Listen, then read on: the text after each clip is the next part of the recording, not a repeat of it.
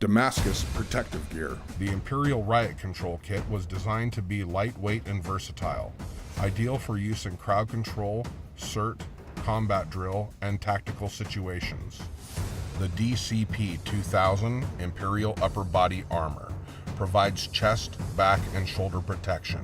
Made from a lightweight cellular EVA foam for maximum movement and protection. The FP-10 forearm guards are constructed from a durable EVA foam to handle direct blows from blunt objects. For lower body protection, the TG-40 thigh and groin protector is lightweight and compact to allow easy mobility. The MOLLE system around the thigh guard allows for additional attachments. Constructed with lightweight cellular EVA foam padding to withstand blunt force trauma and keep you in action. The DNSG-B neoprene knee and shin guards provide form-fitted protection. They're constructed from a durable neoprene material with a high-density closed-cell foam to withstand blunt force and provide maximum comfort.